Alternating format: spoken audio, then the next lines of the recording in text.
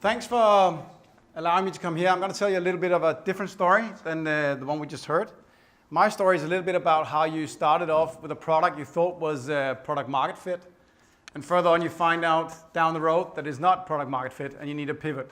So I'm going to tell you a little bit about how we did it, and I hope the takeaway for you guys is also how you can go in the room together with a bunch of people and find out that you can do something else. So that's my story. First, I want to ask you, how many of you guys still go in the physical store and buy stuff? Raise your hands. Oh, there's two down there that doesn't. All right. So a lot of you still go in the physical store. That's great, because that means that my company has a growth potential. Because I founded Servicelovers 4 years ago. I founded it because I think the service here in Denmark sucks. I don't know if you guys think that, but I think it really, really sucks. And my point was, why is it that you go into the stores and people are just not service-minded? Then I thought a little bit about, okay, so Amazon is coming, Alibaba is coming, Zalando is coming, everybody's coming online. What are you going to do? You're going to compete on price, you're going to lose. So what can you compete on? Customer service, customer experience. That's about service, that's about employees engaging you, right? Then I found out, okay, so what does the retailers do when they're sort of trying to make engagement of the employees? How do they motivate the employees? And I went in and asked a lot of retailers. And I found out what they all do now is mystery shopping. Do you guys know what that is? Yeah? You're nodding. For those of you that don't, mystery shopping is management putting in a guy, a detective, making a report saying, okay, you didn't smile, dust in the corner, a lot of shit that's wrong. So management by fear is managers that are coming in and investigating you. I don't believe that's very good for the motivation, right? You're having service people that wants to be serviced, needs to be motivated, and they get a hit in the head by management. So I thought, okay, we got to do something better there if we want to raise the bar of the service here. I was very inspired by Richard Branson.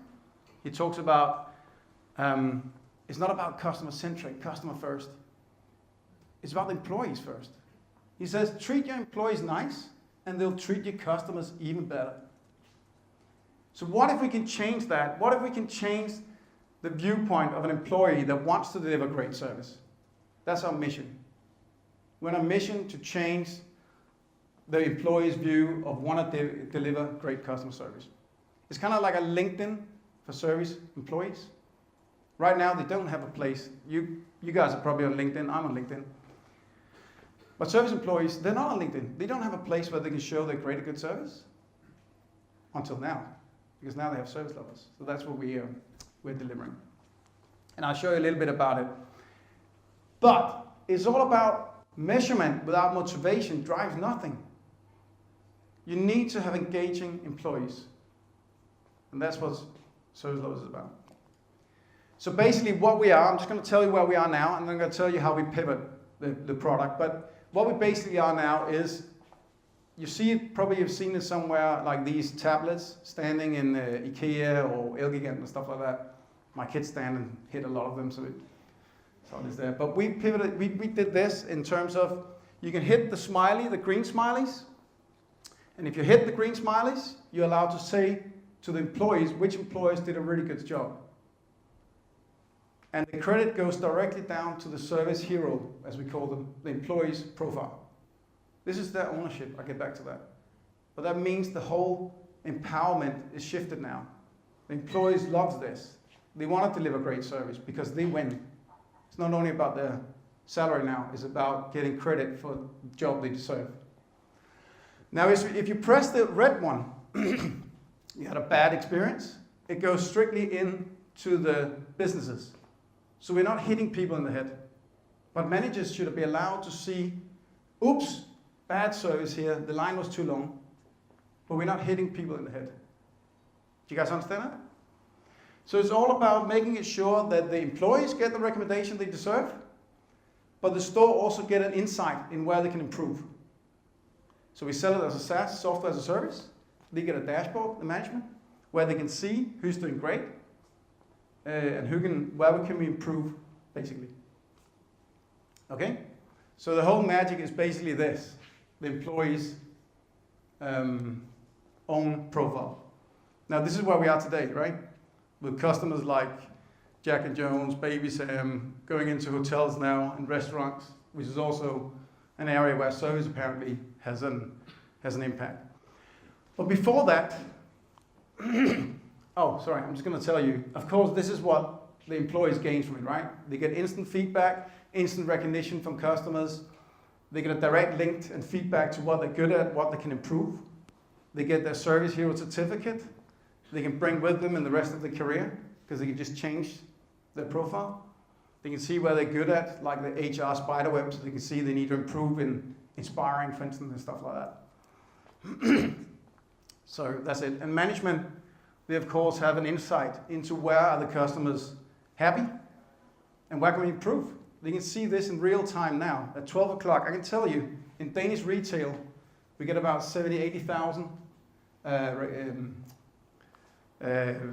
ratings a month, and we can actually see that we're having a problem between 12 and 2. You say, all right, hell yeah, Sherlock, the lunch is there. But we got the facts now. We also know Saturday and Sunday has a bit of a problem. So they know now what to do about it. Anyway, this was my initial vision 4 years ago when I started out. I said, okay, everybody should have the Servicelovers app in their pocket because they should be able to find out where's the best service when I go out the store. Because if I don't want the personal service, I can always buy online on Amazon. But if I go out, I want to find out where should I buy my shirts. I want to buy it from Thomas Gorsen because he always has some nice shirts on. So I can always see where I can go if I want some personal service. So that was all about the customers needed to download an app. You can hear it now where it goes, right? Why we needed to pivot. Okay, so customers need to download an app to give feedback to the employees. Employees had their profile, great. So they liked it. They get the digital recommendation directly. Companies can, of course, see where the good service is. We haven't changed that. And then you're going to acknowledge them and stuff like that. The problem here was we started testing in a huge tele company here in Denmark. And we launched in 9 stores. And all the employees was like, yes, this is new. The romance was there. They loved having the feedback from the customers. So they were shoveling down Servicelovers apps to all customers coming in these 9 stores.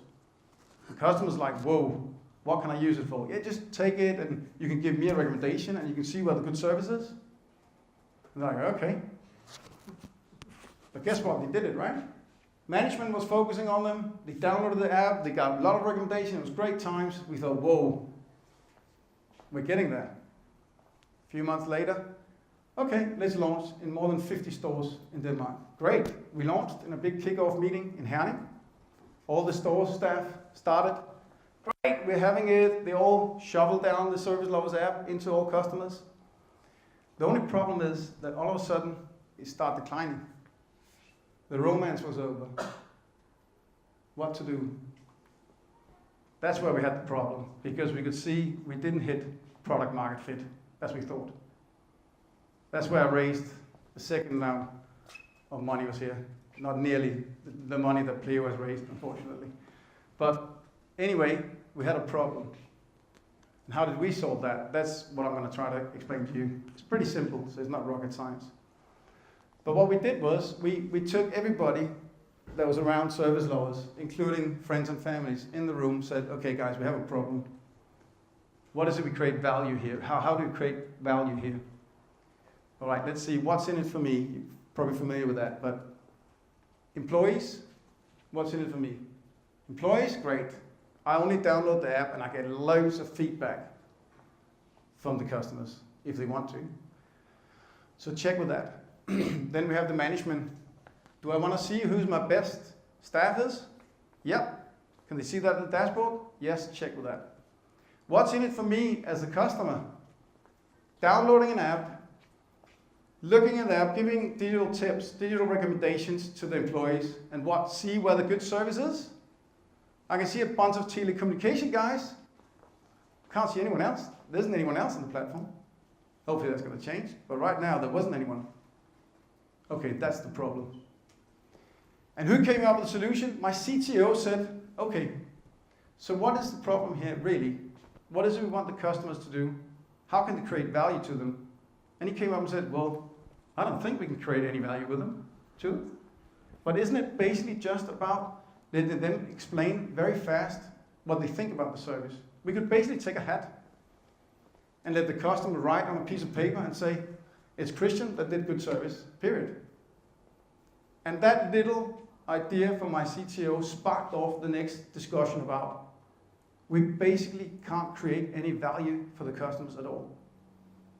We need to make some sort of device that came to tap with it to be able for the customers to just give feedback easy like that.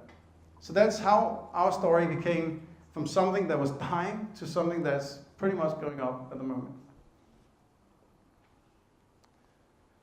And that's where we are today. I don't know where my time is now. Okay.